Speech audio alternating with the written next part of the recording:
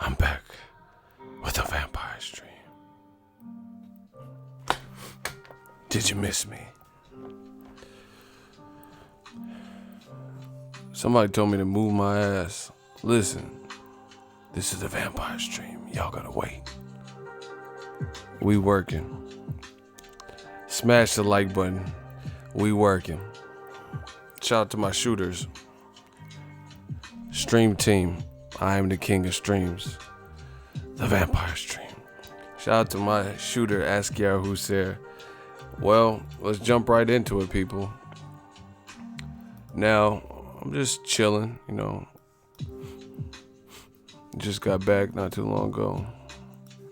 And I thought it was time for the vampire stream. Now I just peeped. Jermall Charlo, you guys clicked the video. Jermall Charlo just posted a picture. It's the thumbnail. He just posted that picture. That was an actual screenshot from it. It's a picture of him side by side with Gennady Golovkin. The vampire stream. So let's talk about it. Like I told you, the walls are closing in on Gennady Golovkin.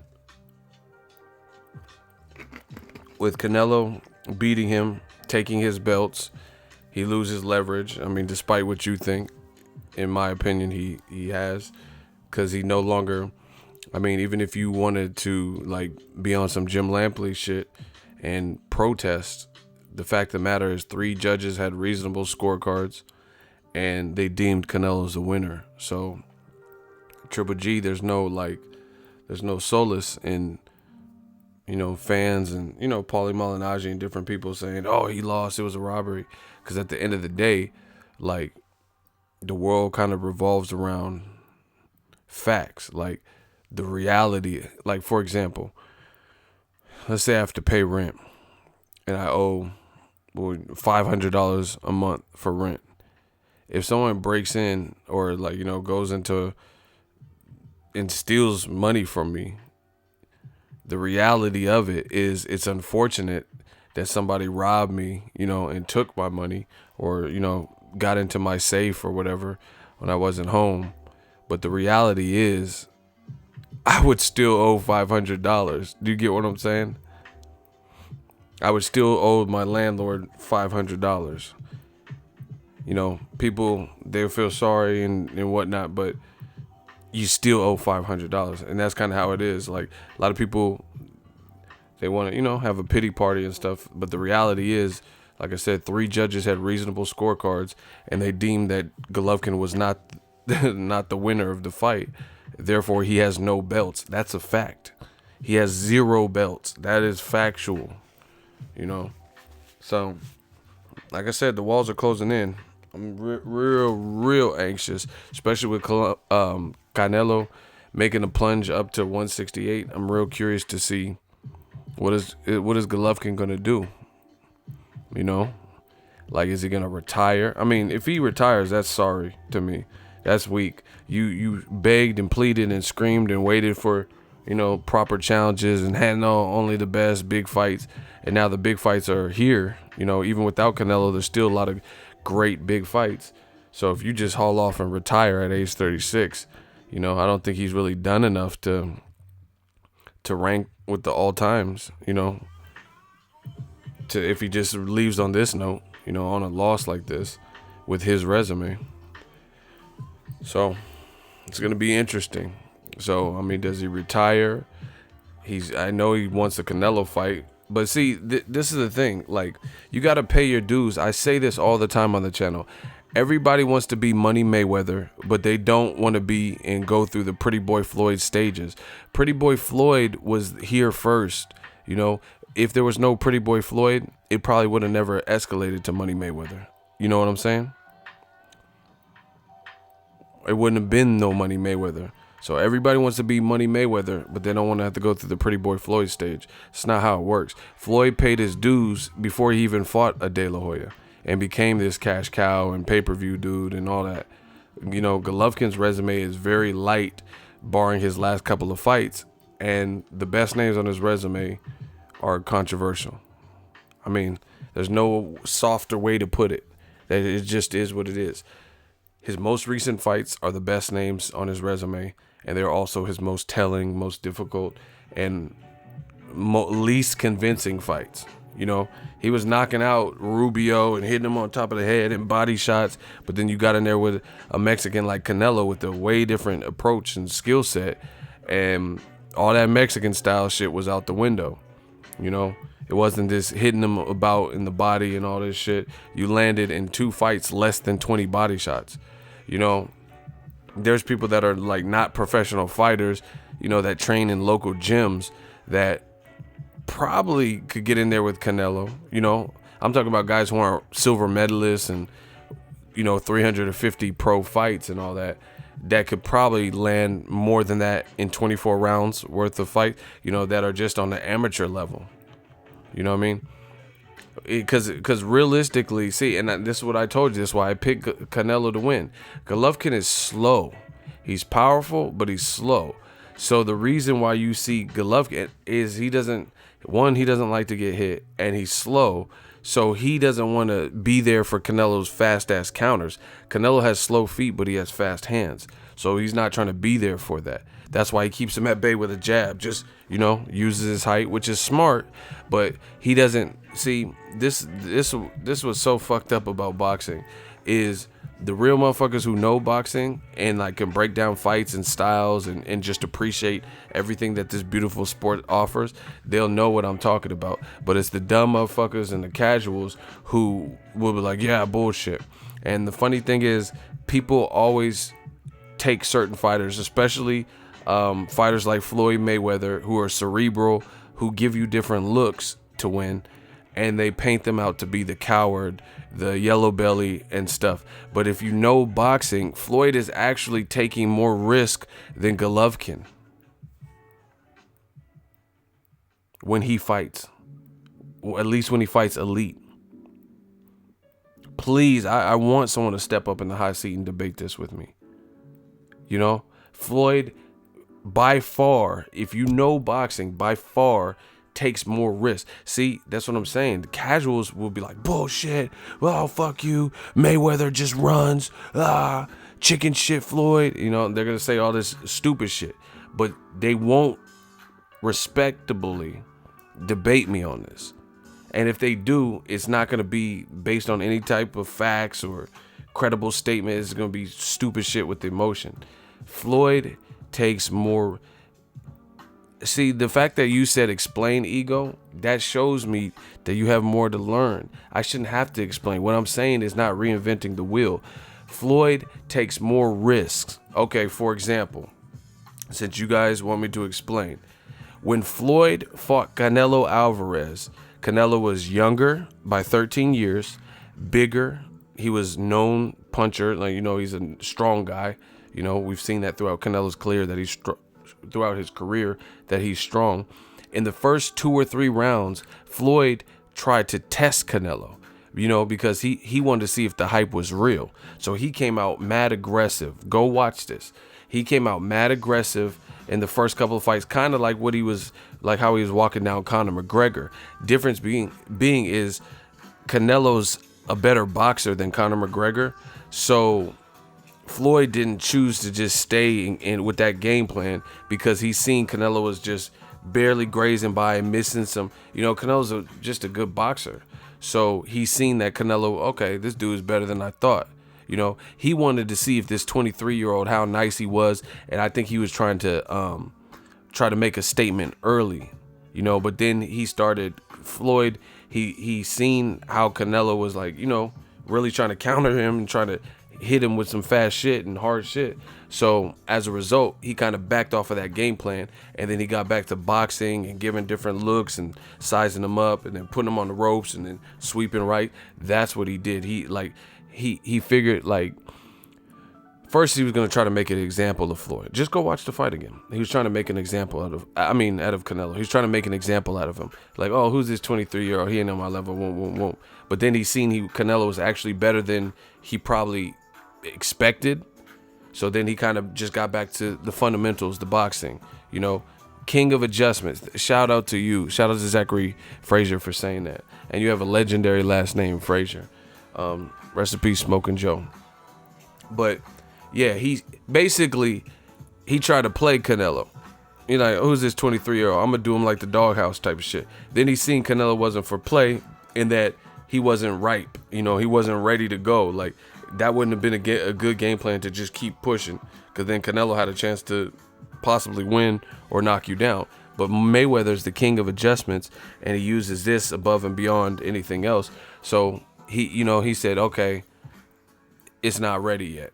And then he got back to boxing. And then once he befuddled and figured out Canelo and had more feel around, he didn't really try it. That's my whole thing. He didn't really try to have a feel around with Canelo when he first came out, like the first 1 or 2 rounds, maybe even the first 3. He wasn't doing like a feel around like he normally would do. So I think he was trying to make a big statement, but he seen Canelo was a better counterpuncher. Okay. So someone told me to explain. Let me connect the dots with Golovkin. So little Floyd, who moved up 5 weight classes, came out real aggressive in the first 3 rounds versus the undefeated, much bigger, strong Canelo. And Floyd is the chicken shit, pillow-fisted Floyd, right? He's the little guy here. Golovkin is taller than Canelo. He's bigger than Canelo. He has more experience at 160 pounds. Go look at the first fight with Canelo and Triple G. Triple G had Canelo on the ropes, which is his bread and butter with lesser fighters, and he was hesitant to throw. So explain that to me. How is it that the bigger man is gun shy and he was like cautious? It's like, let's say Canelo was his countering was a haunted house. Floyd Mayweather, when he fought the undefeated bigger Canelo, he just went straight into the haunted house. Like, oh, fuck it. Walked in the haunted house. Oh, this ain't that bad. Walked straight in. Golovkin was like checking and looking around and like, oh, where's my key? Where's my flashlight? And he was like cautious before he went in the haunted house. That's what I'm talking about. But you let casuals tell it, and casuals will say that Floyd is a chicken shit, but he didn't come out scared of Canelo. He wasn't gun shy in the first round because he's so experienced. He knows what he can and can't do. And, ultimately age or whatever, nothing has caught up with him where someone's been able to make him pay where he couldn't recover. So explain that to me. Ask who's here. I'm going to get to your super chat in a second. Explain that to me. Smash the like button. Explain how the smaller Floyd, who moved up 5 weight classes, fought a bigger, undefeated Canelo, who outweighed him when he rehydrated, right? And he's the pillow-fisted Floyd. And within the first 3 rounds, he's fearless and going straight to Canelo. Even though he had to adjust a bit. He still tried it. Golovkin, when he fought Canelo in the first fight especially, he didn't come out super aggressive. He had Canelo right where he supposedly wanted him on the ropes, and he wasn't taking advantage of it like he had done versus Matthew Macklin, like he had done versus Rubio, like he did when he knocked down Willie Monroe. That's what I'm talking about. So it's just funny because people, it's like the people they take certain fight styles that they like, and then they start switching the narrative. Like they'll say Terrence Crawford is a runner, but then if you watch him fight, he's not running. He's not even fighting you like he's scared. He has the utmost confidence. But then you have Lucas Matisse, who's not ever called anybody's runner, and he actually quits in a fight. Nobody ever calls Lucas Matisse a runner. I never heard nobody say he ran, right? They never said he was a chicken shit, but they say that about like Terrence Crawford or Floyd or whatever, right? They said it to Crawford in the Postal fight, right?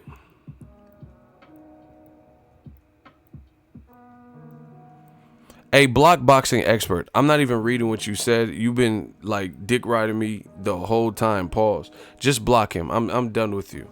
If you don't, you keep coming to my videos and you keep talking slick. Why are you even here, bro? Just block boxing expert. Any shooters? I'm not wasting my time. You've been for continual streams. You keep using saying stupid shit. Stop being biased. Okay, I'm biased. Then you don't have to worry about it no more. Yeah, LOL my ass. That's why my shooter D just clapped you in the head. You know what I'm saying? This is what they do. I'm so biased, but he's tuned into every fucking show. You know, we talked to him before, and I don't know what happened. I thought he was in a hot seat, but I think we let him off the hook. You know what I'm saying? No, I'm not schooling him because he had an opportunity, and I think I let him off the hook. I know I had conversation and dialogue with him, and I'm pretty sure that I let him off the hook with the hot seat, but we not letting you off the hook twice. You know, you don't get away 2 get out of jail free cards, and he just kept putting stupid shit. Anyway, shout out to Askiar Hussein. Salute to the shooters. $20 super chat. It says, I think Triple G's team probably gonna wait till Billy Joe Saunders is available to fight him. Even if Triple G loses, it's still a questionable loss based on Billy Joe Saunders being on PEDS. I don't think that'll work though, because if he does, he's gonna get suspended. If he gets stripped, he's getting suspended. You know, I never see no situation where somebody failed the drug test, got stripped of their belt, and didn't get suspended. So he's facing something. So if Triple G wants to wait, I mean, it's already October, you know, November, December, January, February, March, April. I mean, when is he going to wait? Canelo did a 6-month bid, you know, a 6-month suspension. So March, April, he's going to wait till then. You know, he has to figure out the rest of his career. But, yeah, man. The bottom line is, it's funny how they switch the narrative. They'll say, this guy's a runner, this guy's scared, and make them sound like they're straight up puss and straight cowards. But then you see other fighters, and they actually are the ones that are quitting in fights, or they're actually the ones that are hesitant and gun shy. You know, like I said, Terrence Crawford, people called him a runner. It's code words. Terrence Crawford, people called him a runner, but Lucas Matisse has quit in fights. Shout out to the 707. We in here. You know, how you gonna chastise Terrence Crawford, who's never quit in a fight, but then Matisse, who's quit in multiple fights, you know, and then nobody says nothing about him. You know what I'm saying? Lucas Matisse can just be the machine, but Terrence Crawford can't just be Bud. He has to be called names and a runner and all this shit, but he's never gave up in a fight. He never just had someone winning like Gamboa. Gamboa tried him, tested him, hurt him. He didn't even touch canvas. He was, oh shit, woke his game up and got better. And then that's when he started, you know, switching southpaw and figuring it out on the job and doing 4 knockdowns. Blocked Slavin. I don't even have time for that right now. Slavin returns, block him. You're going to keep returning because we're going to keep blocking you. Make sure y'all smash the like button. So that's the reality of it. You know, people, they'll paint Andre Ward and Floyd and Crawford and whoever else as if they're horrific, you know, cowards and all this extra shit. But they're not the ones who quit in fights. You know, when the going got tough for Andre Ward in the Kovalev first fight, he turned it up. He went to the next level with it. He didn't give up. When the going got tough in the Darnell Boone fight, oh shit. He hit the canvas and like vibrated, like, you know what I'm saying? When Darnell Boone hit him. So I know Darnell Boone got cracks. And when the going got tough, he got better. He got back up, fixed himself, got his wits back about him, you know? So it's funny because you talk to all these motherfuckers who don't know shit about boxing, and this is the narrative they paint, but it's not even true, you know? Shout out to, I like that. Askiar Hussein, $5 super chat. He said, new media turning casuals into casualties. Jesse Rincon, $2 super chat. Good work, Ego. Salute to you guys. Thank you for the super chats. We just doing a vampire stream. You know, I'm not even playing like no games right now. I'm just trying to give y'all the latest and information, some thoughts and insight, you know. But yeah, man. Triple G, I think the walls are closing in. Charlo's like, he wants to fight now. Like, I mean, why else would he post that? So obviously he's down. The WBC, everyone heard it. WBC ordered the Triple G fight, and then he's posting that, a picture of him and Triple G. So To me, that mean he wants smoke. And I mean, this is not really shocking to me because he told me, he told me on that video where Tank took my camera. Shout out to my dude Tank, where he took my camera. He told me, he's like, yeah, Triple G could get it. Okay. Like, he told me that. It's on tape. I have the tape. So I knew he wanted the big fights. See, and this is what I'm saying, bro. Like, okay, that's a perfect segue and to connect the dots of what I'm talking about. See, this is what he posted. Look, he didn't even say nothing. Just him, graphic side by side, pick stitch of him and Triple G. So that's how you know he lines only want all the smoke. That's what I'm talking about, people. Hold on.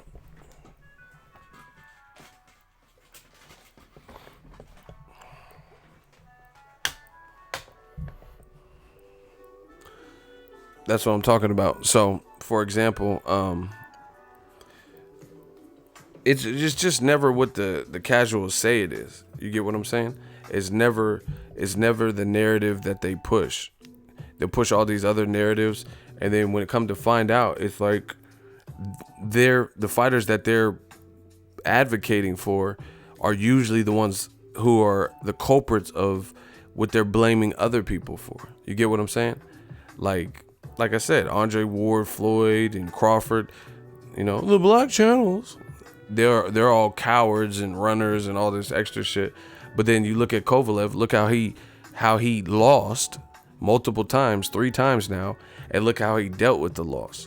Look at how he reacted when Andre Ward hit him in the rematch with the right cross. You get what I'm saying? So we never seen Terrence Crawford lose. We never seen Floyd Mayweather lose. So we don't know how they would bounce back from a loss because they haven't lost as pros.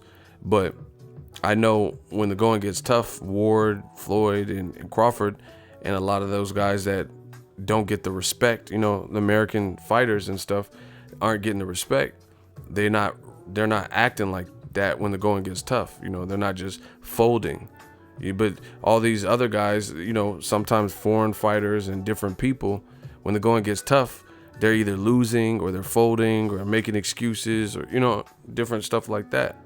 So let's just keep it all the way a buck. And then I told you, this is the other trick. They know Jermall Charlo is a problem. They know he's good. We just want to see how good he can be. You know what I mean?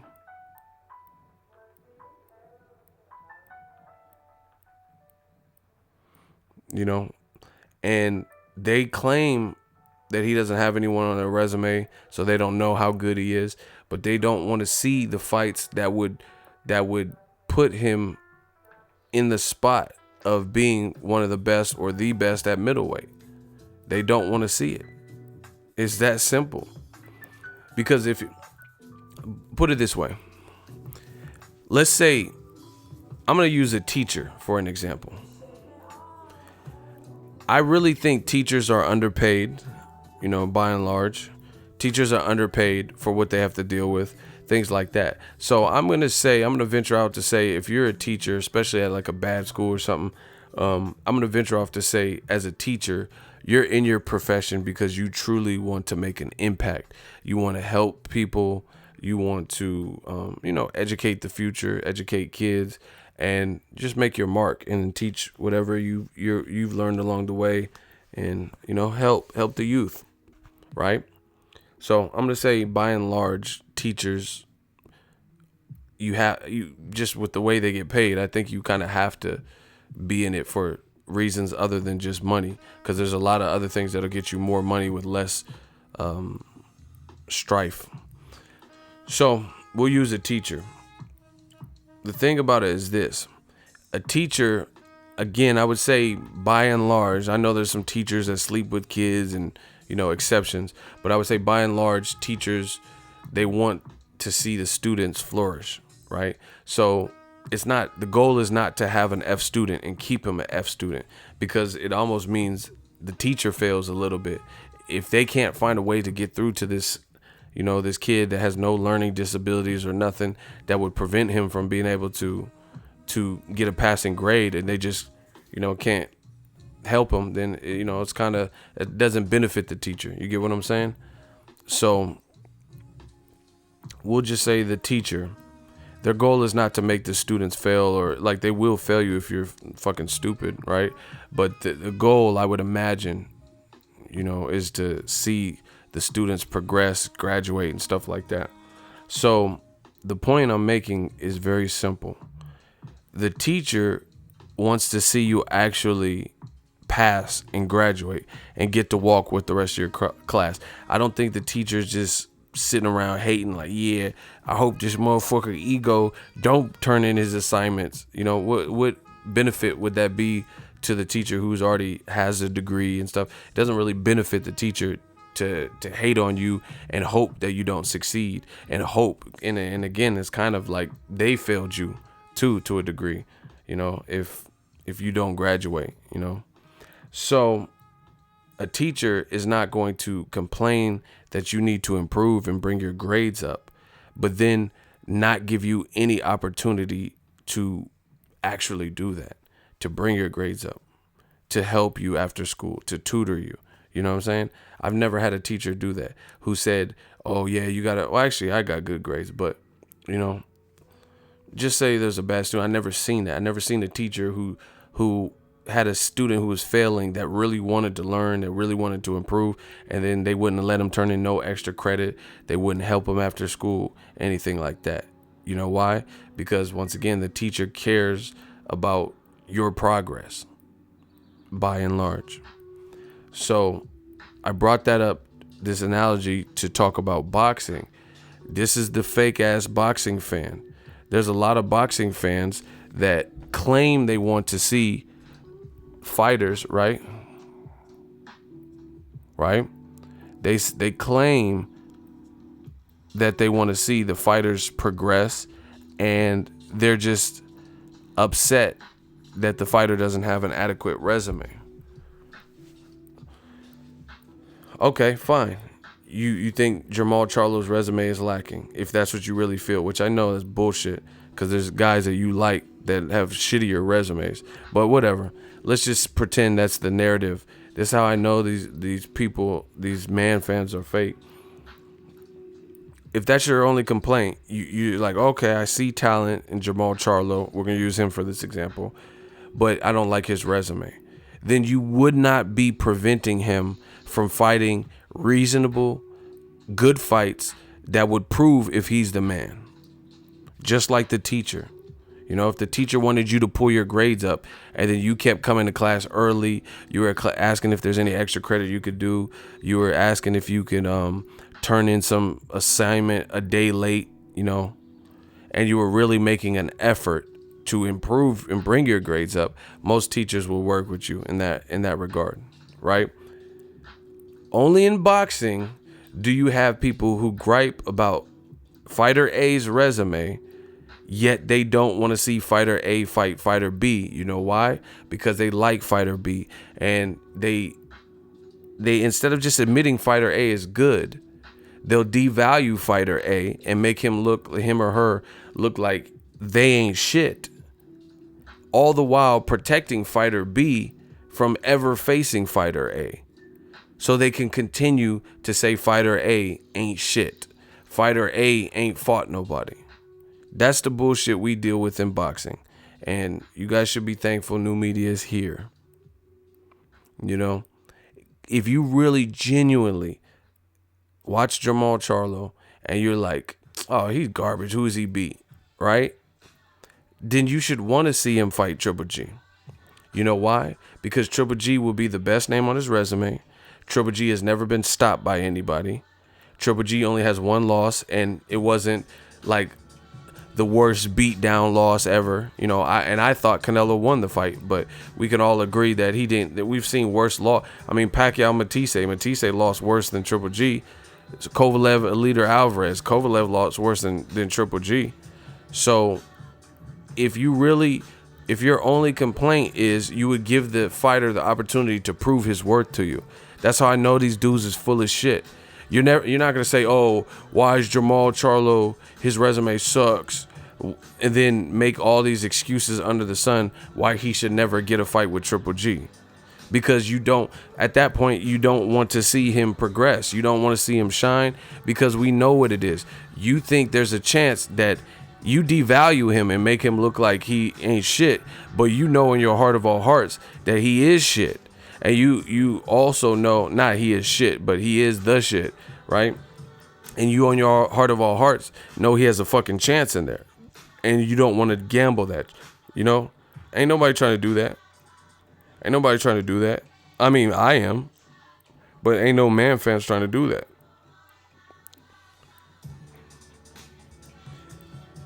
You know, because they know there's a chance. And then that's especially the racist motherfuckers. They know if their fighter loses to someone that they're racist against, you know, like they don't like that race or don't want to see it shot, then that's like the worst thing possible.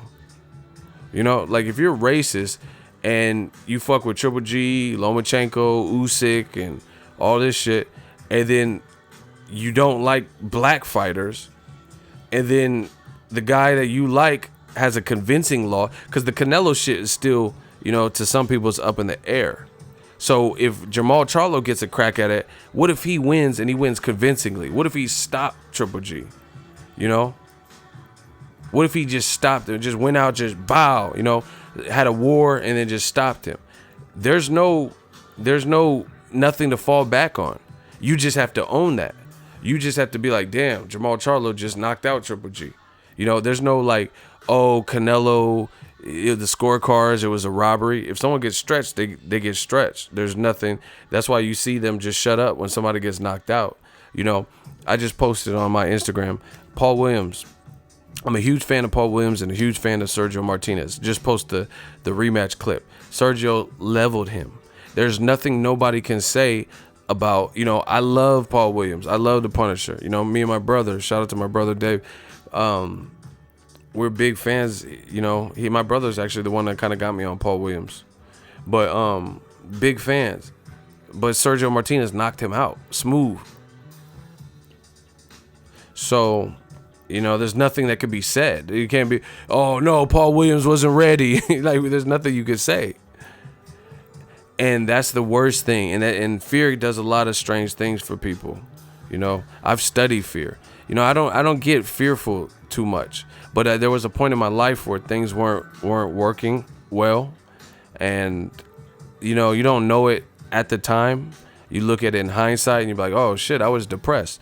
But there was a time in my recent life, you know, where I was pretty depressed. Things weren't going my way. I, you know, didn't know how I was going to get to the next stage. You know, I had a lot of things working against me. That's why anybody who's watching my channel, just know that, you know, don't do anything permanent for a temporary solution. I mean, don't make a permanent decision for a temporary problem. And just know that, you know, keep your head up, get a game plan. A lot of people think it's hopeless, but they don't get an actual game plan, a working game plan. Write it down. That's it. With all this technology, people don't write shit down anymore. Go to a 99-cent store. Most people can swing that. You know, go get a notepad and then write down how you're gonna get out of your situation, step by step, and follow it. You know. But anyway, there's a recent, it's not hella recent, but you know, it's recent enough to me to make me work like a fucking monster, because I ain't going back to that. But anyway, there's a recent time where things weren't going well for me, you know, and you just have to, you know, you have to keep your head up, and that's just what it is. You got to execute. Bullet points, execute. Hell yeah. You got to, listen, you got to want to be out of your situation more than just a thought. Like you can't just tell yourself, I don't like the way I'm living. I don't like being broke. That's not, you don't mind it. Straight up. If all you're doing is telling yourself how much you hate your situation, I hate my job, or I hate this relationship, I hate that I'm out of shape. If all you're doing is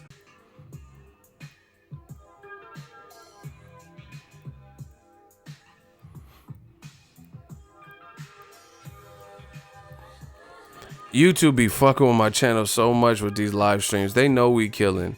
This shit just be stopping for no reason. I am not touching anything, and it just stopped.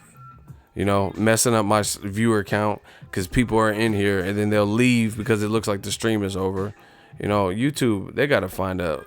I have some of the fastest internet. This is crazy. I switched around a bunch of stuff.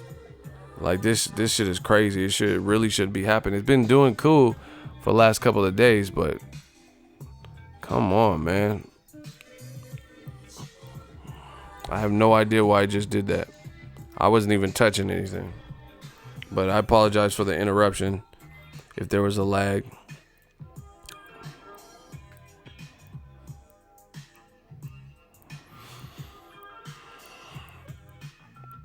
Yeah, so I don't even know where we were, but bottom line is it has to be more than a thought. You have to want to get out of your situation more than you want to be in it. We got a super chat. Shout out to Devils from New Zealand, $20 super chat. Ego's army is here for you though, Ego. Stay strong and show us how it's done. Oh yeah, and I'm not trying to do anything for sympathy. I'm cool. My situation's been we've been good for a while. I'm just talking about something that happened, you know, a few years ago where I just wasn't in a good spot. You know, things weren't, and actually the funny thing is I don't know who's atheist, who believes in God, and I never really get super religious. I'm not an overly religious person. I wouldn't say I have beliefs. I pray, but after going through the worst of times, I started going through the best of times. You know, I got to transition out of work, be my own boss, travel a whole lot more, and just ultimately do this boxing shit. So that's why I say, like, when boxing saved my life, and it really did, because it got me out of situations, and now we comfortable. So you guys got to just make sure, if there's always gonna be haters and different stuff holding you back. A lot of people hold themselves back though. What they do is they second guess themselves. You guys got to stop second guessing yourself. Don't second guess shit. Is Ego a little drunk? Bro, you're about to get blocked. I'm speaking perfect English with no slurs, and you saying dumb shit. Do I sound drunk? It sounds like I'm teaching a class of anything. Like, I'm just talking, and you talking about, am I drunk? I'm not out here crying and, emotional. Like, these dudes be saying whatever. See, this is what I'm talking about. You going to deal with the haters. Motherfuckers talking about his ego drunk. It's everything that we lived in a drugged out ass society. All this mumble rap got y'all motherfuckers crazy. Every time I say too many jokes, they say, "Oh, you on Molly, you on syrup, painkiller, cigarette, weed, I'm on everything." Like, god damn, like, you think somebody got to be wasted and drunk 24/7? Nah, I'm just trying to help people out. See, and it's clowns like that they end up fucking up the gyms, switching the whole tempo of the conversation. Listen, I'm just trying to look after. I genuinely care about Ego's army, my tribe, my community. So I'm just trying to help people out. You never know what people are going through, and especially people like me, because I don't tell people. I'm a private person. I'll be going through the worst of time. No one even know. I act the same exact way. So I'm just trying to shed some light on situations, because this is what I do on my channel. Fuck boxing, to be honest. If you just come here looking for boxing only nonstop, this ain't the channel for you. Because sometimes we're gonna talk about life, we're gonna talk about music, we're gonna talk about movies, and we're gonna talk about boxing. Obviously, the focal point is boxing, but boxing is a lifestyle for me. This is part of my life. This is who I am. So it's not gonna be boxing nonstop. So if you're ever expecting that for me not to be a real person and really just communicate with my people and my fan base, then it's not the channel for you. What's cracking right here at work? Y'all, what time is it for you? He said delivering this petrol. Ego working nonstop. Yeah, man. Lead by example. Like I said, I want people to, like, really, I want people to succeed. Like, that's my ultimate vision, is to see people succeed. You know, like a lot of people, I'm gonna tell y'all like this. A lot of people are inspired by dumb shit. You know, like, just stupid shit, like what rappers are doing and stuff. And like some of these rappers don't be living the life that you think they're living. You know what I mean? All types of stuff like that. I just feel like you're not a true leader if you can't lead the people into the right way. You know, if you can't lead people to do stuff that helps them, like you can't be a selfish leader. You know, I really feel like like we getting deep right now. I really feel like I was put here to inspire people, you know, and that's like I said, I want people to ultimately do well and like take something from this, whether you start a YouTube channel or you listen and you're like, oh, okay, that's dope. I see the grind. I'm about to grind on my paintings or whatever. So that's my 2 cents. But back to this Golovkin thing with Charlo. Like I said, the walls are closing in. Triple G's gonna have to make some tough decisions, to be honest, because Jermall Charlo wants to smoke. But again, like I said, the fake boxing fans, they claim they want to see, like, you have to really want to see. If you think Charlo's a good fighter, but your only gripe is his resume, why would you hinder him from fighting a fight like Triple G? Why would you not want to see that? Like, it makes no sense to me.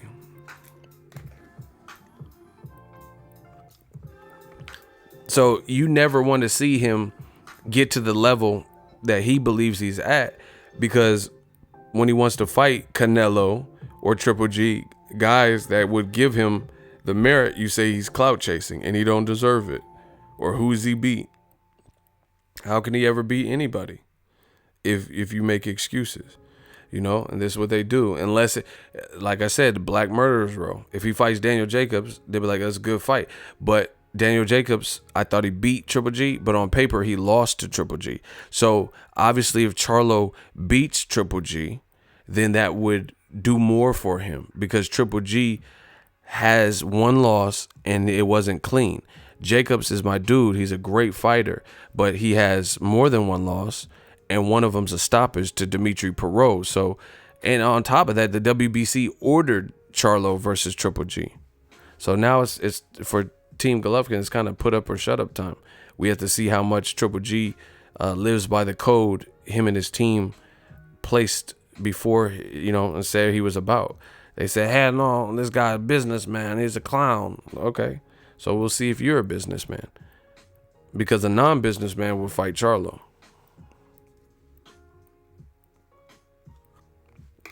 A businessman would retire and then try to unretire, or chase Canelo for a trilogy fight. You've already, like, Triple G, in my opinion, has already stalled out his career fucking around with Canelo for the last couple of years, to be honest.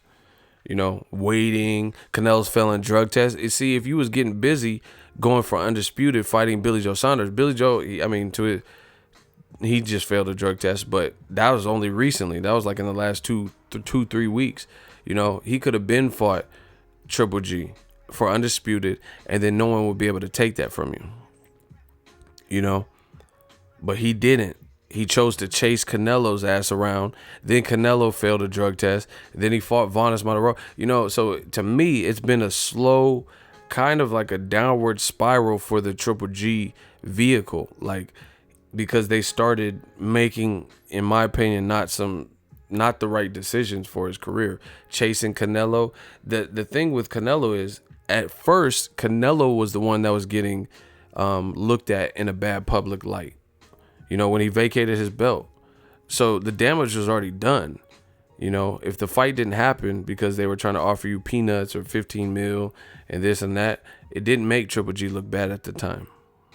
But fast forward to the future, now Canelo has the upper hand because he beat you, took your belts, he's moving up to 168, and then on top of that, the WBC ordered you to fight somebody else to get Canelo trilogy fight. So what is he going to do? Is Triple G gonna, I don't know. You tell me. So it's gonna be interesting to see what he does. I think he should fight Charlo. You know, Canelo's already tied up. You're gonna just sit and wait for him and hope you can get the fight in May. Shout out to Buddy Lee, $20 super chat. He said, "I'm geeked, y'all." You geeked about what? What are you geeked about? Shout out to Buddy Lee for the $20 super chat. Y'all spending big bucks today on a vampire stream. The vampire stream. What are you geeked about? What part? You gotta let me know. Yeah, so don't deny Charlo this opportunity. You know, people talking about he's posting saying he wants the Triple G fight. I mean, he didn't put no caption, but why the fuck else are you gonna post a picture of someone that the WBC just ordered you to fight if you didn't want smoke? You know, that's not the action of somebody who intends to duck. You know, I mean, just common sense would tell you that. So, you know, new media came. I told you, you got to stand for something. You know, actually, speaking of, so Heather Hardy, I don't know if you guys remember, but I did a video about it. Heather Hardy is part of the Daniel Jacobs versus Sergey Derevyanchenko, probably one of HBO's last cards. And it was supposed to be a triple header. HBO, you know, I told you, HBO boxing has an archaic style of doing things or whatever. So they weren't going to advertise, or they weren't going to televise the women's portion of it. They were just making it a double header. And I seen it. I heard about that. And I felt bad. And I'm like, you know, nobody put me on or told me to do this. But once I heard the story, I was like, that's fucked up. So I posted about it on my Instagram. You know, we got almost 80,000 there. And then I did a video about it saying like, yo, this was before HBO announced they're going out of business. Keep in mind, this is why people, they say, hey, you were right, because I talk about what I'm talking about. I'm like, keep in mind, this is before HBO announced they're no longer dabbling in boxing anymore, and it's not part of what makes people subscribe. So the video's on my page still. You guys can check it out. And I talked about the Heather Hardy. I'm like, this is a good fight. It's a women's fight, but it's a good fight. It's a rematch to a fight they already had, and you already have the camera crew there. Why are you not going to advertise? You know, give the women some shine too. You need all the fight. I distinctly remember saying that. I said, HBO boxing, you need all the fights you can get, because they haven't been putting on that many fights. So, and I don't even know if it's like a 12 rounder, you know? I don't even know if it's anything long like that. It's a championship fight though, for a belt. Anyway, I did the post, I did the video. I just found out now HBO all of a sudden is going to televise it now. So shout out to Heather Hardy. Shout out to women's boxing. This is what I'm talking about. New media.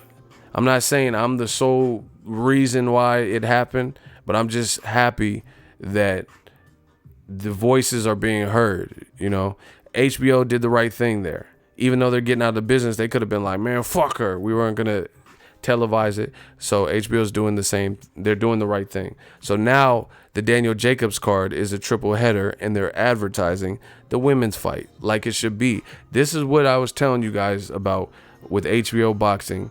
They have some like old ass, like racist / sexist type of dudes working there or something, and they just weren't making smart choices for its boxing market. They stopped caring about the boxing fans. You know, I literally have HBO only for boxing.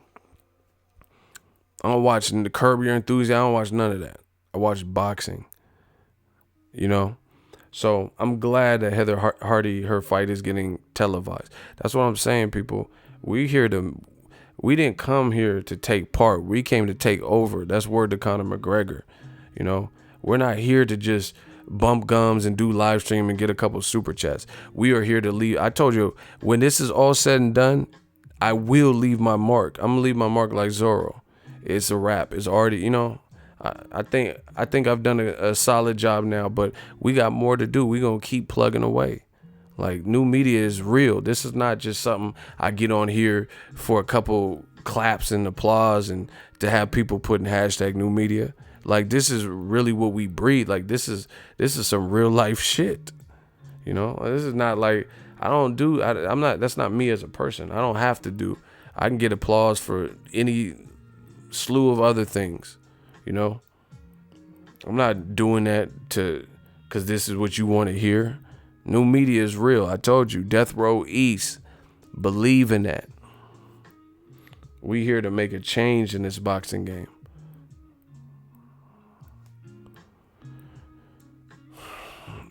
I don't know why you guys, like, if you guys follow boxing, I don't even understand why you ask certain questions. I'm not trying to be rude, but you're asking, what about Charlo, Billy Joe Saunders? Billy Joe Saunders failed a drug test. We don't even know if it's going to be Billy Joe Saunders and his upcoming opponent. So that doesn't even make sense to like really entertain that. We don't even know what's going to happen with Billy Joe. You know, it's a good fight, but he gotta pass a hearing. You know, we don't even know if he's gonna fight the guy he's scheduled to fight. I heard Deontay say y'all gonna do more collabos. Looking forward to that. Yeah, man, the new media, I'm telling you, is real. Like, I notice it. Like, new media, you guys check the dates, and this is not a shot at nobody, but this is real life. Me and Deontay clicked up. We were one of the first people who kind of transitioned out of like doing videos at home to actually being able to cover fights.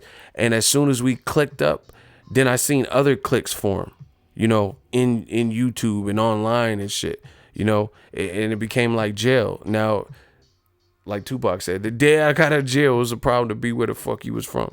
Then check the dates. We were screaming the new media shit. There weren't really no clicks out, you know.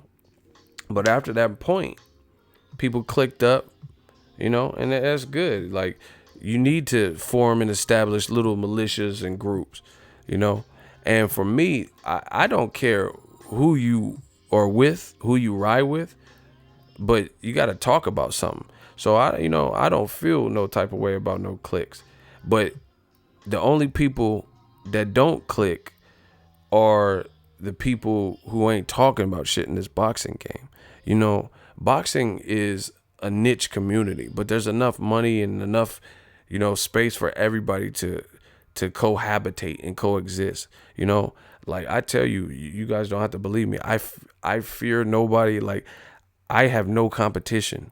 My competition is the person in the mirror. That's how I've always been in life.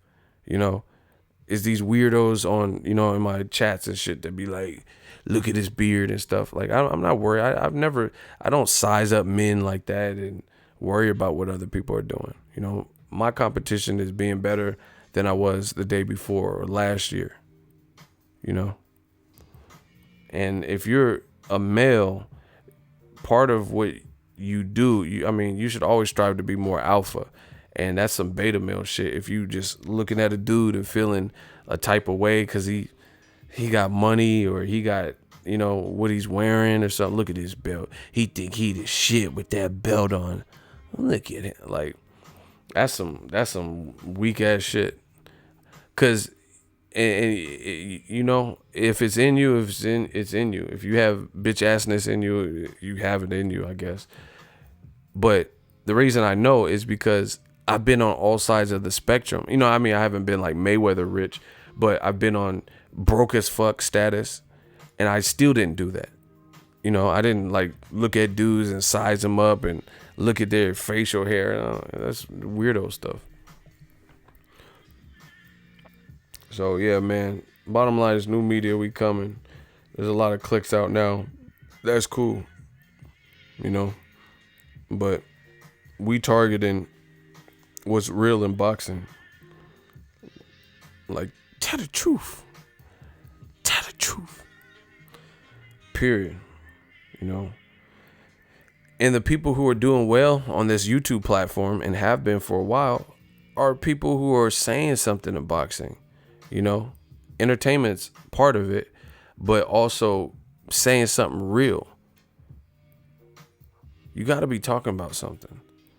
You know, some of you guys don't talk like boxing fans, like, or at least I guess some of the YouTubers, they don't talk like boxing fans. Like, oh yeah, Anthony Joshua should never fight Wilder because he was being mean. Like, who says that? You know, when has Wilder sold out a stadium? Who's talking like that? Like, that's pathetic, to be honest. Because you just got to question people. And like, just, I always tell you, look at where you get your information from. Most people who are doing this and whose voice matters and doing well, they started probably as a fan. I started as a fan, and I am a fan still. So it's like, it sounds extremely weird for fans to say some of the, that's why I came up with the term man fans, because you have to be that much of a fan of another man for you to say these things. Like, it makes sense. It just sounds weird. Why should AJ, he should wait 6 years? Like, what boxing fan would say that? That's like me saying Steph Curry's younger than LeBron James. Steph Curry, he should wait it out. He should, he shouldn't play LeBron. He should play LeBron in 6 years when LeBron's 40. What? Who says that? Bottom line is, Steph Curry is one of the best shooters of all time. LeBron is one of the greatest players of all time. They're both on the West. I'm trying to see this shit now. They're both relevant. I'm trying to see it, I don't want to see Steph Curry, who might have a youth advantage or some shit, wait till LeBron is 42 and then play him. Like, especially in a competitive sport, you got to look at, like, boxing. Your shelf life for most fighters, your window of opportunity is not that great. You know what I mean? Like, my dad was an auto mechanic, and he was that for like decades, but a boxer is not, your shelf life is not that great, especially if you don't have no D, pause. You don't have no defense. It's even shorter. That's why you see guys like Ruslan Provodnikov, Brandon Rios. They were just talking about Brandon Rios, and no disrespect to him, but based on his style, he's been through wars. So they were talking about him fighting Sam Eganton. I still remember when Brandon Rios was a monster at like 130, 135. You get what I'm saying? So they'll usher you out. Like, what happened to Mike Alvarado? Like, I ain't seen him. That's why fighters got to be smart. Got to be smart. Practice having an overall game. Because if you don't, hopefully you're making the right investments, because your career is not going to be that long.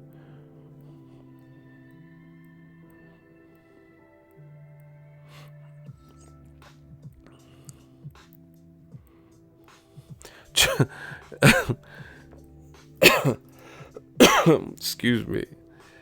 Hey, you true. Diego 619. He said Charlo will knock Golovkin smooth the fuck out. Y'all tripping right now. The Vampire Stream. How long you get kicked out for? I don't even know what that means. Y'all gotta start. Did y'all go to school? Y'all be leaving out like subjects and predicates, all types of shit. How long you for it? What does that mean? I'm not a mumble rapper. You know what I'm saying? Y'all gotta talk to me in regular plain English. Y'all be sounding like Yoda and shit. Will fight Golovkin. He. Like, what the fuck does that even mean, bro? Ready, born, was I? Like, motherfucker just say I was born ready backwards. Like, what? I don't know what the fuck y'all be talking about, to be honest. Ready, born, was I? Y'all some Yoda ass motherfuckers. Yeah, y'all gotta just talk to me in English. You know what I'm saying? I'm bilingual. I speak English and I speak dollar signs. So if you ain't talking about either, then I probably won't understand you. You feel me? I'm from the Bay, man. We hustle, man. Who will unify 160? Man, I'm just trying to see. I don't know. I just want to see them fight. And y'all motherfuckers talking to me like Yoda and shit. OAML. Like, what is that? Laughing my ass off backwards? Y'all some Yoda ass motherfuckers. Someone says too early. The Vampire Stream. Yeah, man, I'm just trying to see some good fights at 160. And Triple G still hasn't convincingly beaten an elite fighter. Fight Charlo. Let's see if you could beat Charlo, because if you do, like, and see, this is what's fake about it. People are like, what has Charlo done? Then that's even more reason for you to want to see Golovkin fight him.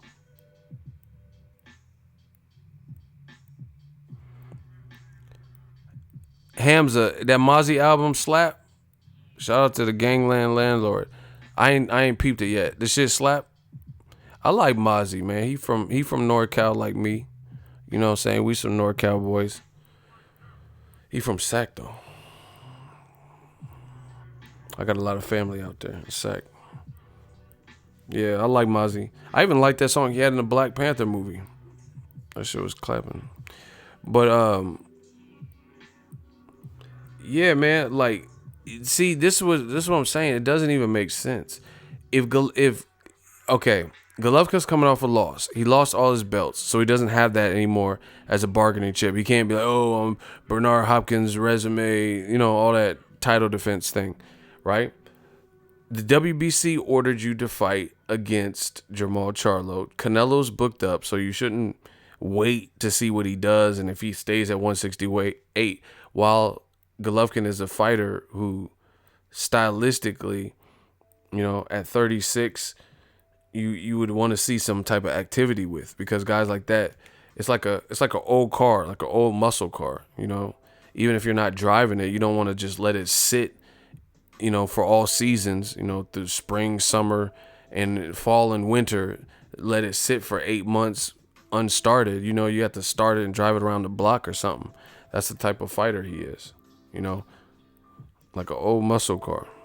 So Golovkin needs activity. So don't wait, fight Charlo. And for the fans who are making all these excuses and saying that, oh, Charlo, he hasn't fought no one beat, then this should be the perfect person for him to fight, because he'll get credit if he knocks out Charlo or something. Nobody else has done that. So you could capitalize on Charlo being inexperienced if that's what you truly believe, that he's inexperienced. See, this is what I'm saying. This is why old media is trapped. They're trapped because that's more reason. If what they say is true, then you should want to see Charlo and Triple G more than me, because that would be an easy way for Triple G to get vindication if Charlo isn't as advertised and his resume sucks.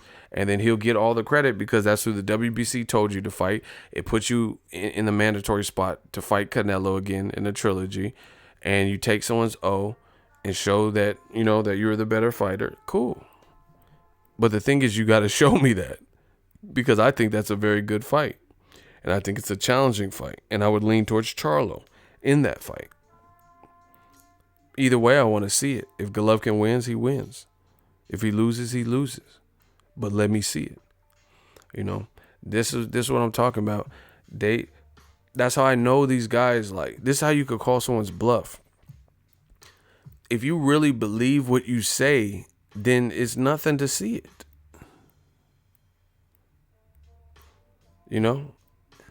Who's not going to show you some shit that they know is 100% true? Like, oh, Golovkin will knock out Charlo in 1 round. Okay, then do it, and then you become Canelo's mandatory again. So I don't get it. So you take a young fighter's a guy with momentum, a guy who's respected in the division, even though he just got there, a guy with some very good performances, especially at 154, impressive stuff with K9 Bundridge and Julian J. Rock, and he's even looked impressive at middleweight. He knocked out one of your sparring partners, a guy you brought in for sparring, Hugo Centeno Jr., who sparred with Golovkin on more than one occasion. The WBC's ordering it, so it'll put you back in contention where you can press Canelo and be like, yo, I'm your mandatory. Fight me again in a trilogy. Let's do this. So there's no reason not to fight him. And the fans, this is what I love, moments like this where new media, we do our job so good that there's no excuse that they can use to justify if it doesn't happen. Point blank, period. It's a good fight. Stylistically, it should be an action fight. So you tell me this convenient excuse as to why it shouldn't. I mean, I would love to hear. I want to hear.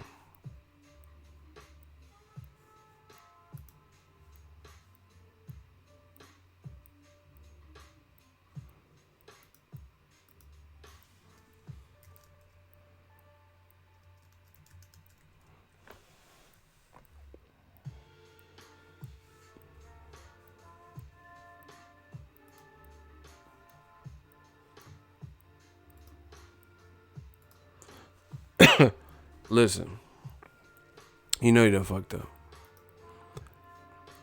New media is here. Shout out to Ellie Seckbeck. You guys are already probably subscribed to him. If not, then definitely do that. ES News. But you know, they have something in common with Gennady.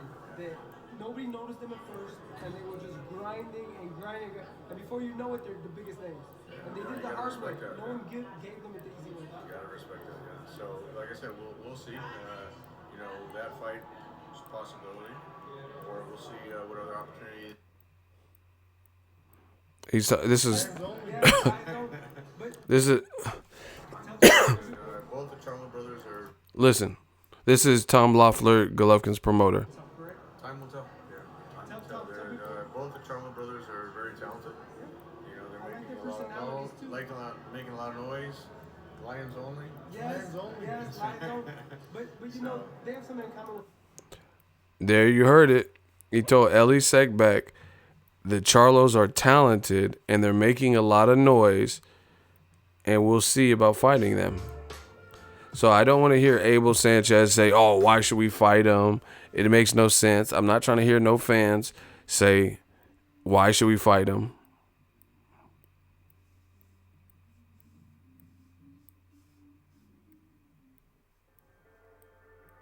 You just heard from Golovkin's own promoter. He just told you. He said Charlos are talented and they're making a lot of noise. Lions only. So he knew their moniker.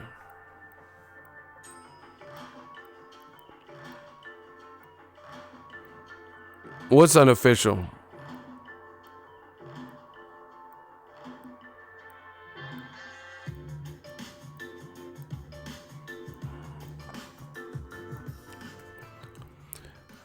New media, man. We just working. I heard Eddie Hearns. He said that he would love to make Dillian White versus Luis King Kong Ortiz in December if the Derek Chisora fight can't be made. Listen, why is there an if?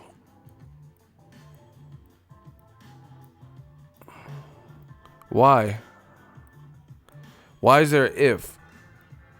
Let's do a vote right now. Dillian White versus Derek Chisora or Luis Ortiz. What would you prefer to see in December? Put Ortiz or put Chisora 2 or Chisora. You guys vote on the page, just like Anthony Joshua did a vote, and he's probably going to end up fighting the guy who got the least amount of votes. This is what I'm saying. Like, hey, new media, we be killing. Tell Eddie Hearn and Matchroom to put this poll up. It's very easy to see.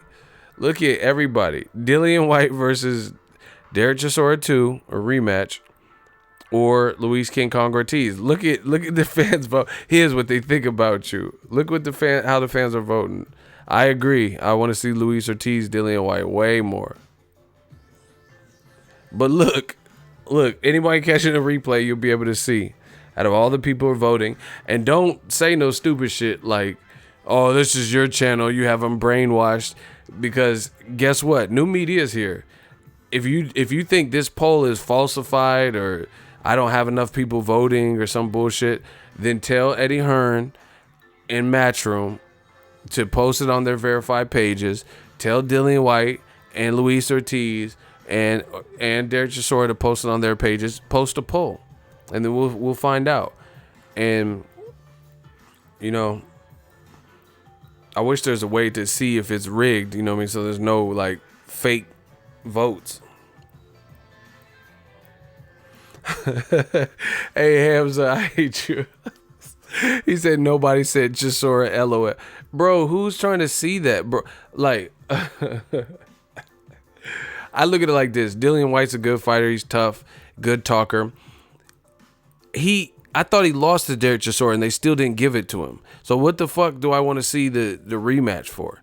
Because I thought he beat I thought Derek Chisora beat him and they still didn't give it to him. So to me, what more can he do to win? He's going to have to knock him out. And we don't know, based on how their styles mesh, I don't know if Derek Chisora would knock him out. You know what I'm saying? So, it's just not a fight that's appealing because, like I said, I think he lost the first fight to Derek Chisora, but the judges favored Dillian White. So, it is what it is. He got by. Why do I want to see a rematch to that? Because he knocked out Carlos. See, UK, y'all gotta... UK, y'all gotta do something, baby. I see what y'all doing. I love the UK. I used to live in the UK. Right? But y'all gotta do something, baby. Cause you got guys in the UK who are fighting what in America people will say are someone's leftovers. And then they're getting all of the props in the world for beating, like, you know what I'm saying? Like, for example, Tyson Fury is one of the people I can think of that is breaking the mold. He's going after the gusto because he's fighting an undefeated mega puncher, someone who's stronger than him, and Deontay Wilder. That's why Tyson Fury and Wilder, I hope they both do very well. Bravo. Bravo. Tyson Fury really is breaking the mold and doing his own fucking thing, but look at some of the other top guys. Joshua fought Povetkin, who already got stopped by Klitschko. Dillian White fought Joseph Parker after he lost his title and was coming off a loss to Joshua. Dillian White already beat Derek Chisora. So instead of fighting a guy he hasn't beat, he wants to, why not fight Luis Ortiz?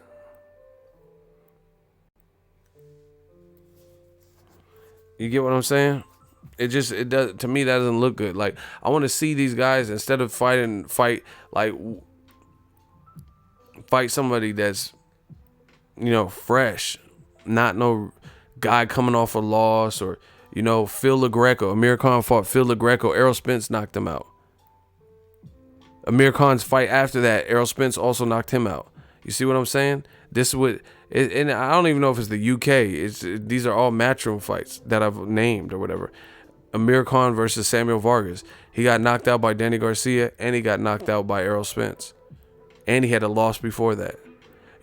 Instead of Amir Khan fighting like Kell Brook, a fresh face that at least is, has a rivalry behind it, or Amir Khan versus Keith Thurman, Amir Khan versus, somebody else, Terrence Crawford, one of the guys he called out. We're watching like these recycled. Kell Brook ain't fought.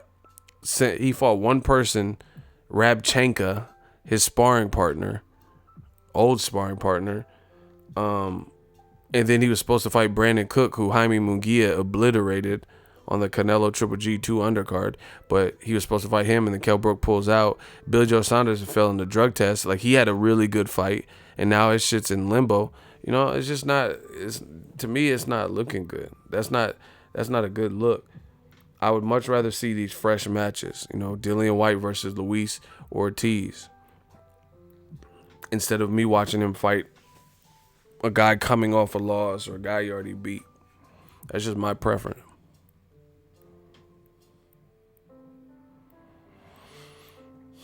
Man, I'm reasonable. Like Amir Khan, I think the first fight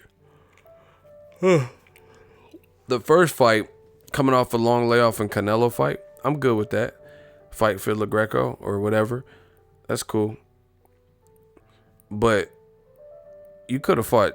See, this is what I'm talking about. This is how Matchroom has been doing some of their matchmaking. Jesse Vargas is fighting Thomas Delorme. Why didn't you make Amir Khan versus Jesse Vargas? That's a solid fight. I'm not mad at that. And that seems perfectly reasonable.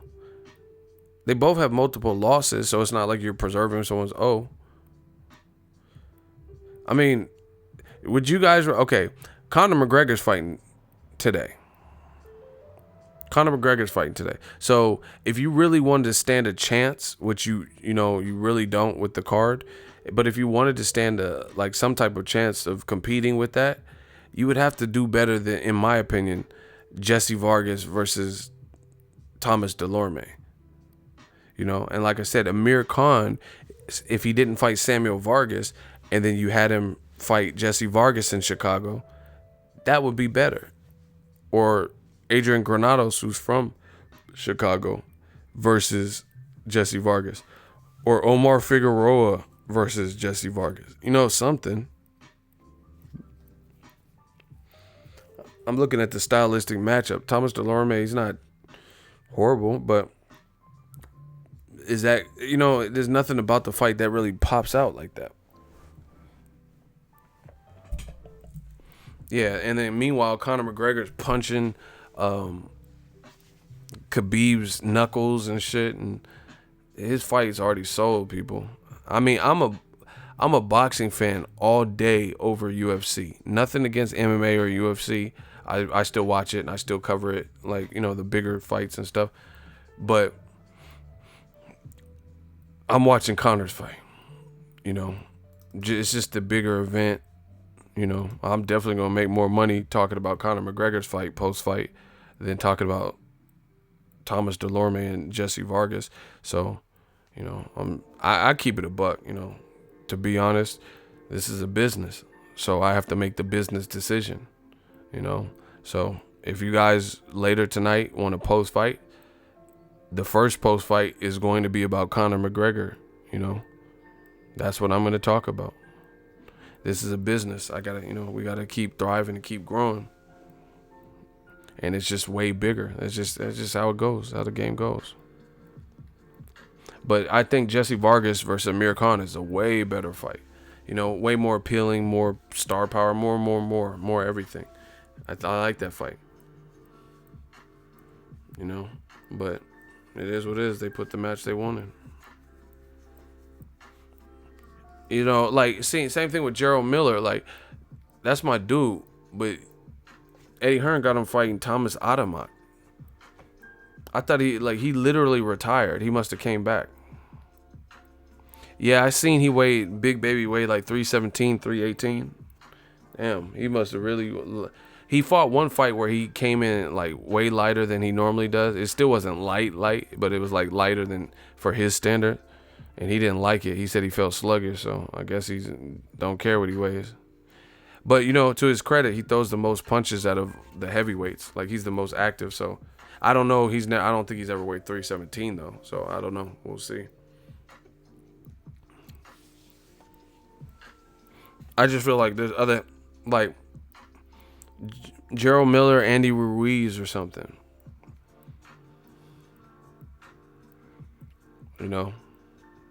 I think that would be a good fight. Just something like that. Shit, Joseph Parker versus Jermall Miller. Something. Thomas Adamak just hasn't really been in the picture like that.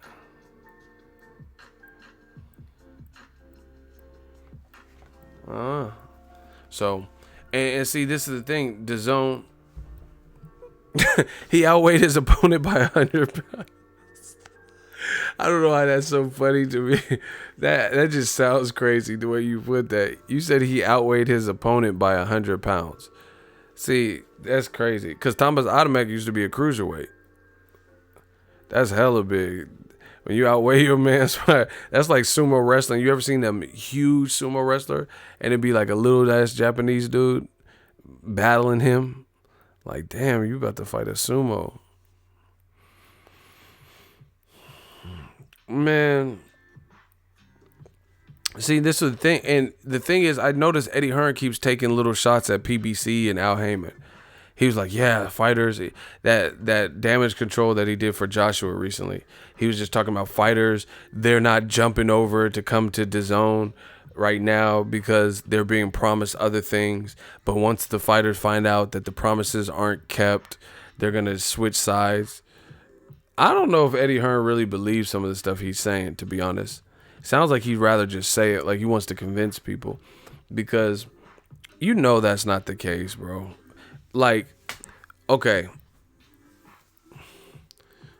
PBC just announced two major deals that are going to last the next 3 to 4 years. Fox and its affiliates and Showtime.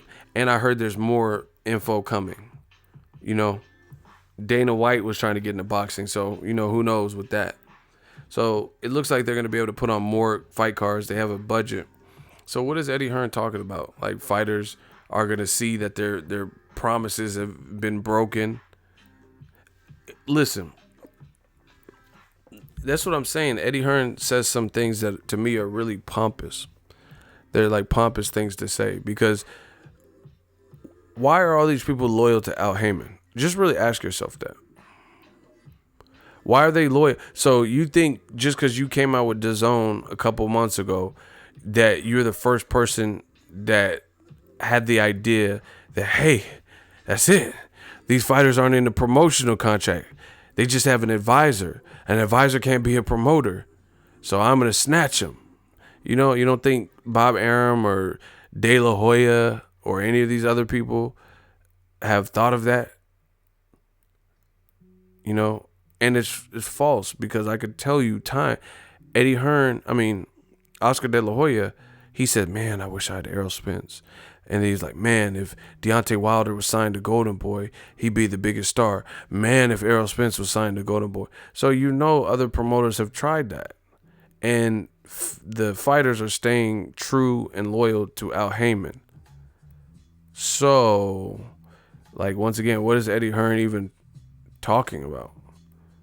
Like, why did they stay, like, if what he's saying is true, why have they stayed true and loyal to Al Heyman for this long already?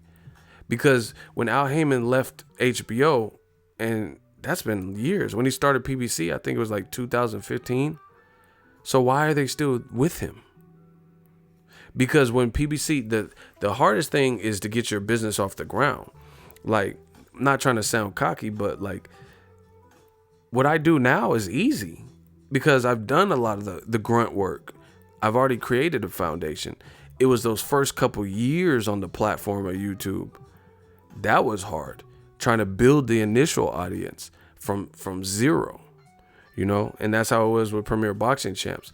So if they remain loyal through the rough patches when you're just starting a business, now things are looking like bigger than ever. You know, they just put Wilder on Showtime pay-per-view. They just did a deal with Fox. They just did a deal with Showtime for 3 and 4 years. Showtime says they're going to put out more money, you know. So it's like, what is he talking about? You know, if you were going to bail out on someone, wouldn't you bail out when it was rough at the beginning? Now shit's smoothing out, you know.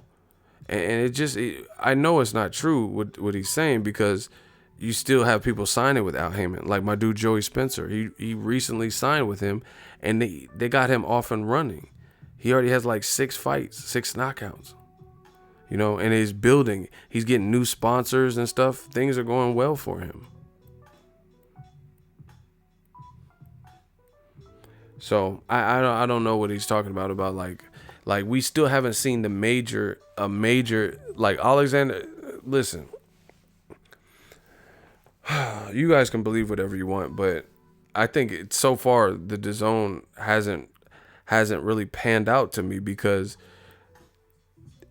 I don't know. There's so much I can say. Do y'all even want to hear this about DAZN? If y'all want me to keep going, can I get a hell yeah? Let me see where the likes are. I don't even want, because it's just so long. I feel like I'm going to get long-winded to even talk about this shit.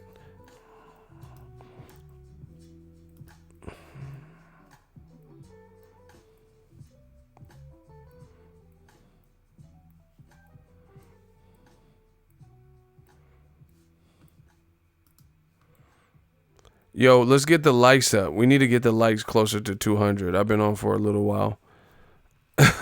Let's smash the like button, people.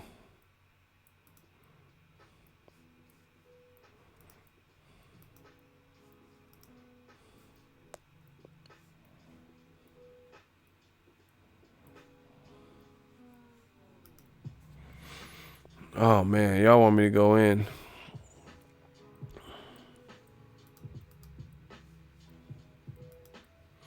All right.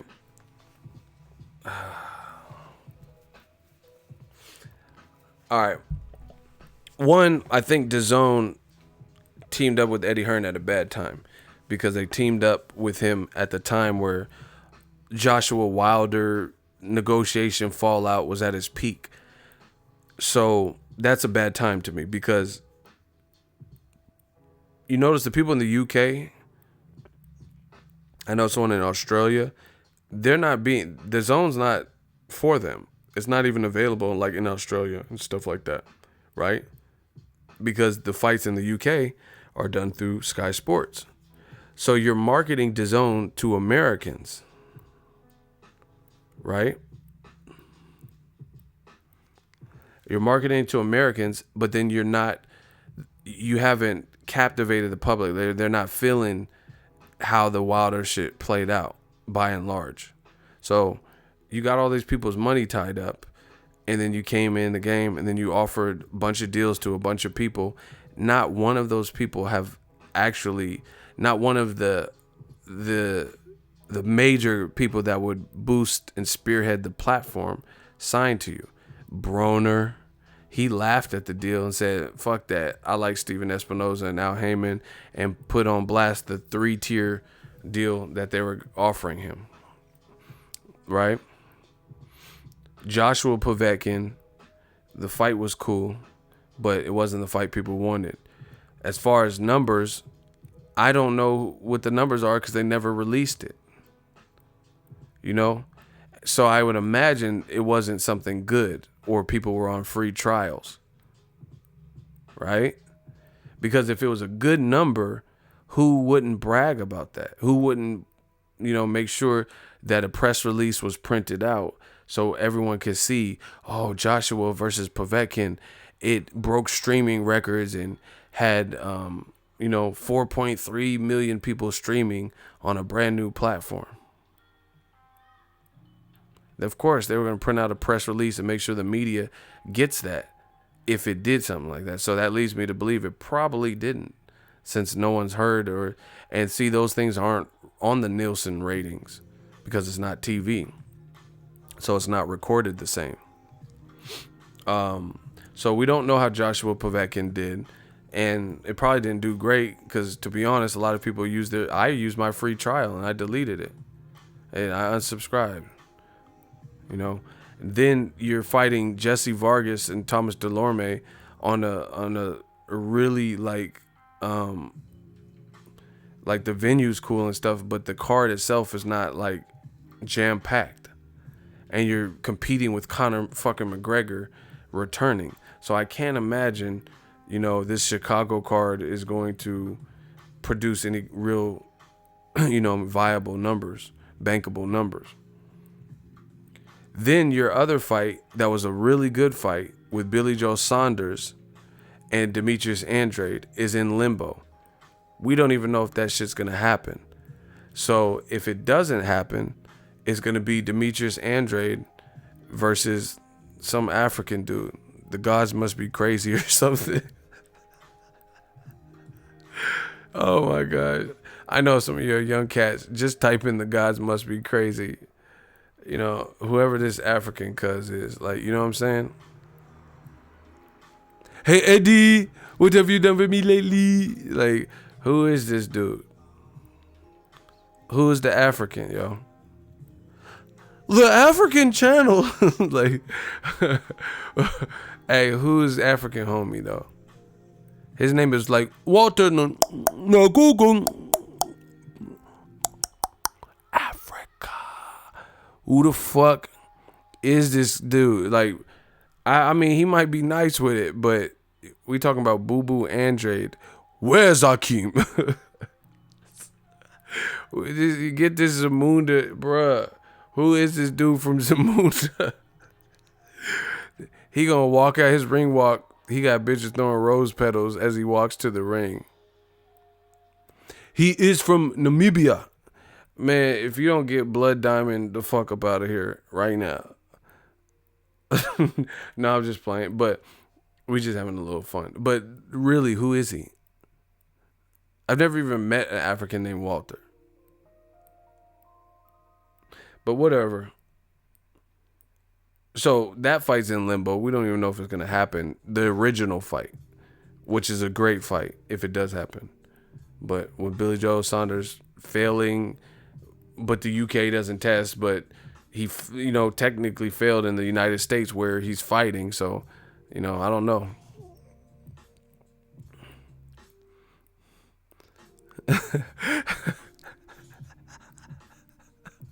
We have someone named Adewale, and he said, Ego, stop making fun of my people. No, I'm just fucking with you. It does smell like shit, doesn't it? Try again, motherfucker. Do you know who you're dealing with? No, I'm just fucking with y'all. Anyway, those are the DAZN fights. I mean, Usyk versus Tony Bellew is a good fight, but I feel like that's a really good fight for boxing fans. I don't think it's like a mainstream good fight. There's a different, like Danny Garcia versus Sean Porter. I feel like that's more mainstream. People might have seen Kell Brook versus Sean Porter if you just peruse through boxing. They might have seen Danny Garcia, Keith Thurman, or Sean Porter, Keith Thurman. You know what I'm saying? Why is Tony Bellew a fraud? Hey, you tripping. Why is he a fraud? Y'all just be saying whatever. Why is Tony Bellew a fraud? I don't get that.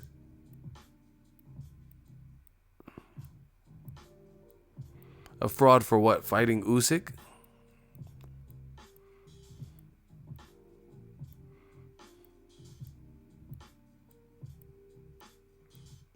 Ego, I tell my guy, Michael Blackson, to roast you.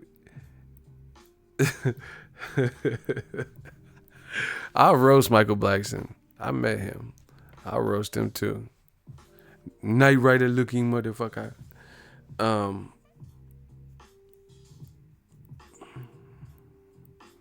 So yeah, I mean, Tony Bellew versus Usyk, I like the fight. I think boxing fans like the fight, but to me, it's not. In America, I don't know if it's a huge fight. You get what I'm saying? Because none of the guys have a huge presence in America. Like Errol Spence, Canelo, guys who are more known in America. And the fight's not happening in America. But this whole DAZN thing is targeted for Americans as far as the boxing, right? Am I right? Is DAZN, do they have DAZN in the UK for boxing?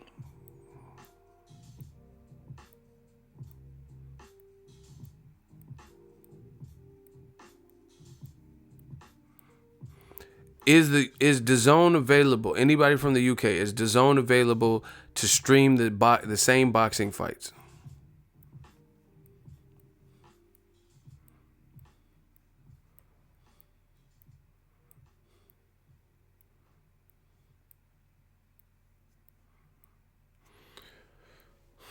See? Exactly. No, it's not available. Because I know someone in Australia for sure, they weren't able to get it because I seen the screenshot. They weren't able to get it. So I figured it's not going to be available in the UK because how are they going to charge people for Sky Sports pay-per-view if all you have to do is get this DAZN app? So again, Usyk Bellew is a good fight, but it's taking place in the UK and it's not, neither guy is American and it's not a mainstream type of fight. So I still think DAZN needs star power. Put it this way. How do you have a platform? Just answer this question for me. How do you have a platform targeted for Americans, to Americans, with no major American stars? Do you guys think about that?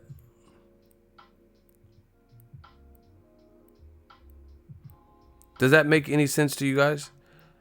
How do you have your biggest fights on there have been with non-Americans? I don't see how that's going to be successful in the long run. Like, I'm American. I can't just go over and make the biggest movie in the UK and not use no UK people, but it's supposed to be a British movie. Do you get what I'm saying? And I'm not using no actors from the UK. No, you know what I'm saying? But it's a major UK British movie. I mean, it doesn't make sense.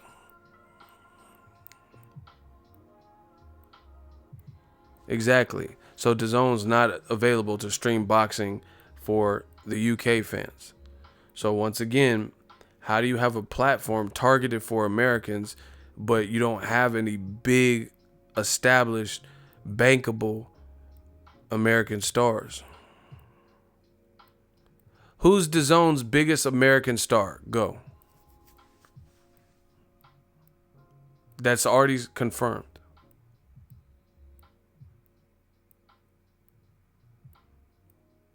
Who's their biggest, like, blockbuster? Like, their Will Smith.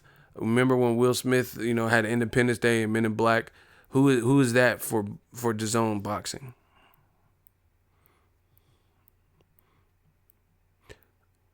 Andrade?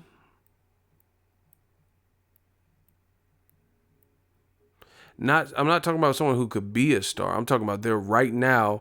They have star power. Like, Danny Jacobs is not on DAZN right now. He's signed to HBO. And then we don't know if he's going to go back to Showtime. We don't know what he's doing now that HBO is not covering boxing. So, yeah, Jacobs don't count. But see, that doesn't make sense because Jacobs' fight, Deontay Wilder is not from Brooklyn, and he outsold him in his last 2 fights at Brooklyn. He outsold Jacobs his last 2 fights in Brooklyn, and Jacobs is from Brooklyn. Jacobs' biggest fights have been before he even linked up with Eddie Hearn. Fact. He fought Triple G, he wasn't with Eddie Hearn, and he fought Peter Quillen, and he wasn't with Eddie Hearn.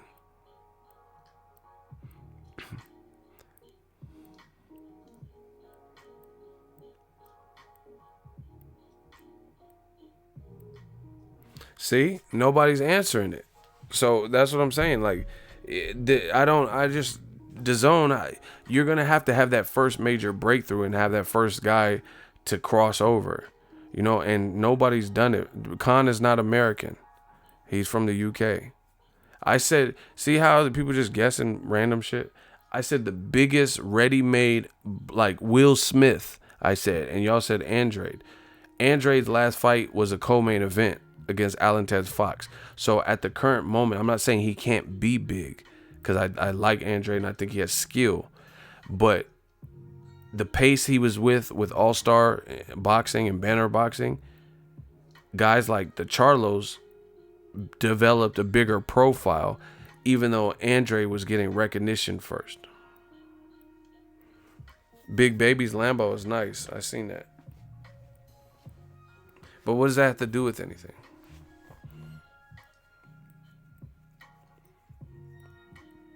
So anyway, to me, DAZN has to get a star from America. Usyk, I don't even think I think he's a great fighter, but I don't think he's a star. Like, not everyone, like, see, this is what I hate even talking about, because people are going to try to misconstrue what I'm saying, and you're hate. I'm not hate. I like Usyk. He just was undisputed. Motherfucker can scrap. But you have to be able to separate what I'm saying with the reality.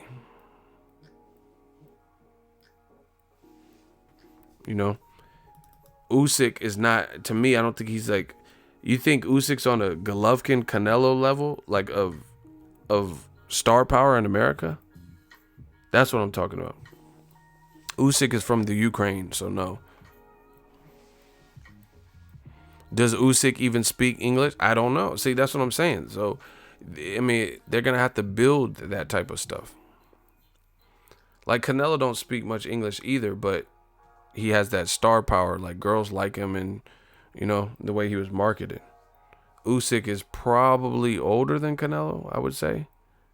And he's not as talented as he is, like skill-wise, yes. But I'm talking about star power. That's different. Like, see, this is what Broner has star power, whether you like him or not. I'm not saying he beats everybody he faces or whatever.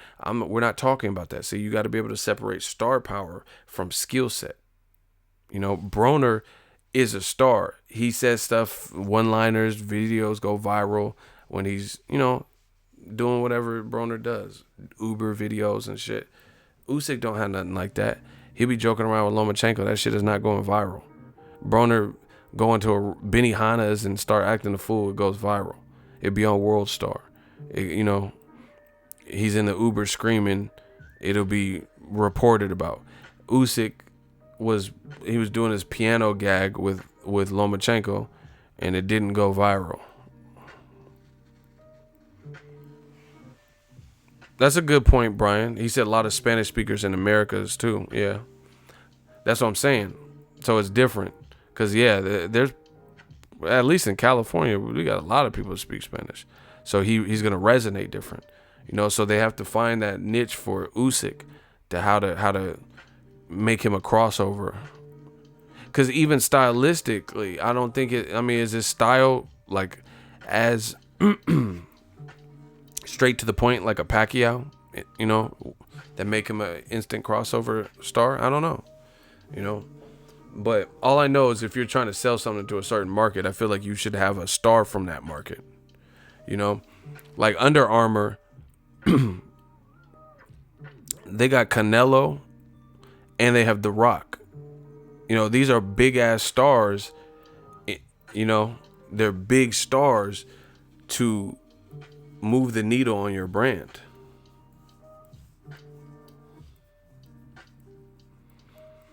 You saying star power equaling up to draw power.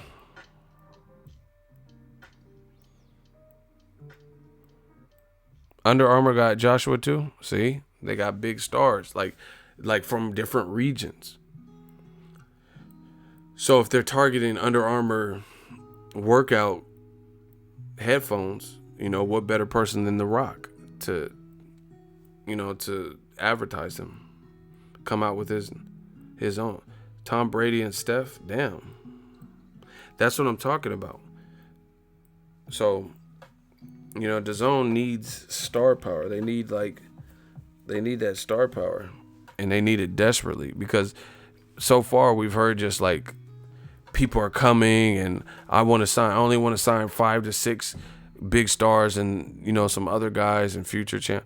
But DAZN doesn't have anybody that is a ready-made star, like that you could put on different coasts and shit. You could put on pay-per-view.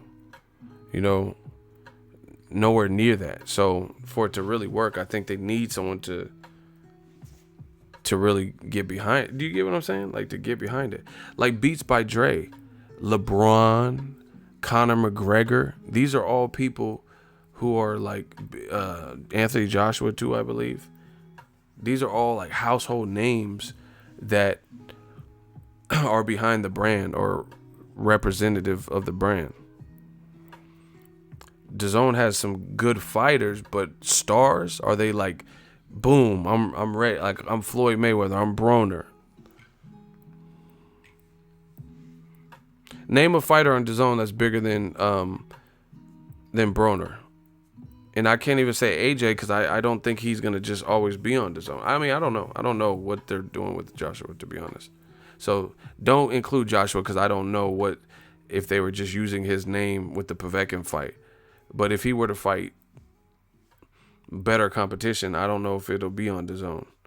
I don't know. I don't know what they're going to do for that, to be honest.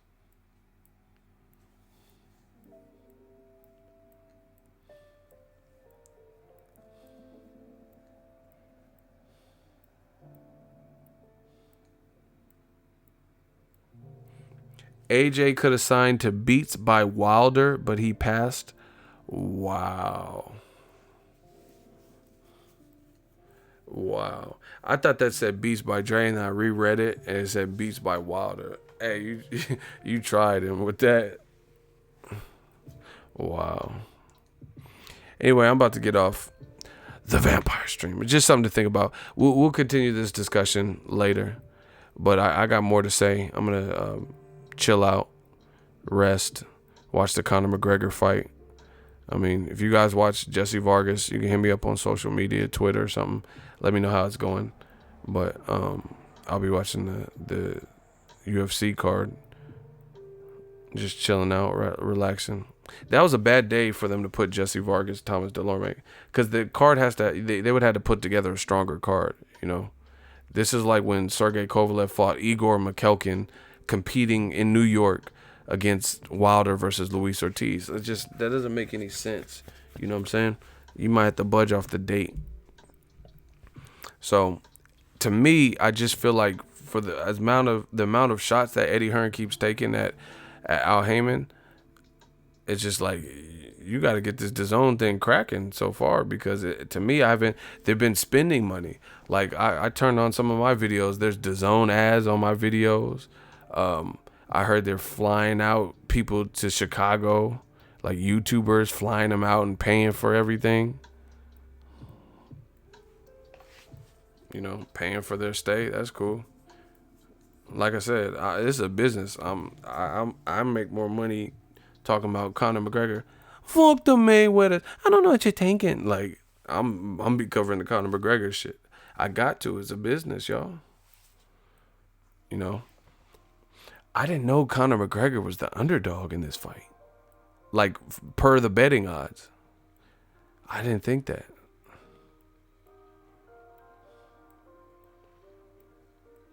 I don't know what you're thinking. Like, you heard what on DBN? I didn't know he was the underdog. I know he wants to keep this fight standing up. He better not let Khabib get in range and take him down. I hope he has some real good takedown defense. A lot of people going with Khabib. I don't know. This fight probably gonna break records. Conor's coming off a loss to Floyd, and you know, even the loss to Floyd though, it did wonders for his career. Like, it boosted his career. Like, more people know about him now. You know, just because the event was so publicized and talked about. So this is gonna break records for the UFC, I believe. I think I'm like most people. If it's a stand-up game, then it goes to Conor. I've seen Khabib hurt before. He got hurt by Michael Johnson. You know, so if he can hurt you, then Conor can sleep you. But if it gets to the mat, like Conor versus Chad Mendes, then that's gonna be bad for Conor more so. If I gun to my head, I'm picking Conor. I think he can stop Khabib. You know, he just has to be smart about it. But if it starts going into deep waters or like too much time on the mat, I don't know. Conor does have a lot of power. Don't get it twisted from the boxing thing. It's a different sport and all that. But yeah, I heard Eddie Hearn and DAZN were paying for people to come out to the UK. I mean, come out to Chicago. But that's not gonna. Never mind. I just don't see how that's not gonna do nothing. So you think because a couple YouTube channels got room and board and got paid to come out there, you think that's gonna be enough to where people aren't gonna tune into Conor McGregor? I don't see it. But you know, we'll see. Let's see if DAZN releases the numbers. See, that's the thing with these private streams. You don't know what they did. You don't know, because Terrence Crawford on ESPN Plus, the numbers never came out. Now his next fight is going to be on regular ESPN. So to me, I feel like it's not a good number. It's not a great number if they're not releasing them. Because why would you, if it was something bragworthy, why wouldn't you let all the media know through a press release how good you did?